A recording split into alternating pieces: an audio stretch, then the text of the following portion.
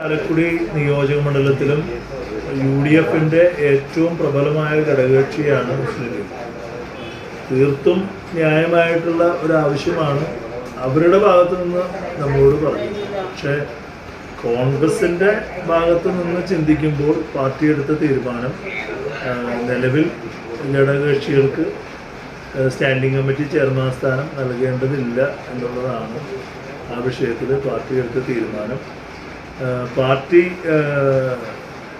Standing കമ്മിറ്റിയുടെ കാര്യത്തിൽ ഒരു തീരുമാനം പാർലമെൻ്ററി പാർട്ടിയും അതോടൊപ്പം തന്നെ കോൺഗ്രസിൻ്റെ ജില്ലാ നേതൃത്വവും MLA അടക്കം എടുത്ത തീരുമാനം സ്റ്റാൻഡിംഗ് കമ്മിറ്റി ചെയർമാൻമാരെ വികസനകാര്യ സ്റ്റാൻഡിംഗ് കമ്മിറ്റി ചെയർമാനായി ബഹുമാനായ ബിജു ചെറിയത്തിനെ നിയമിക്കാനായിട്ട് തിരഞ്ഞെടുക്കാൻ തീരുമാനിച്ചു. അതുപോലെ തന്നെ ക്ഷേമകാര്യ സ്റ്റാൻഡിംഗ് കമ്മിറ്റി ചെയർപേഴ്സണായി പ്രീതി ബാബു ആണ് നമ്മൾ തീരുമാനിച്ചു വെച്ചിട്ടുള്ളത്. ആരോഗ്യ സ്റ്റാൻഡിംഗ് കമ്മിറ്റി ചെയർമാൻ സ്ഥാനത്ത് ദീപു ദിനേശ് തുടരണം എന്നുള്ളതാണ് പാർട്ടിയുടെ തീരുമാനം.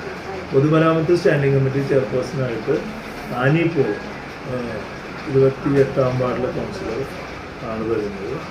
വിദ്യാഭ്യാസ സ്റ്റാൻഡിംഗ് കമ്മിറ്റി ചെയർമാനായിട്ട് MML. ഇതാണ് ഇപ്പോൾ പാർലമെൻ്ററി പാർട്ടിയും പാർട്ടിയുടെ ജില്ലാ നേതൃത്വവും MLAയും കൂടെ എടുത്ത തീരുമാനം.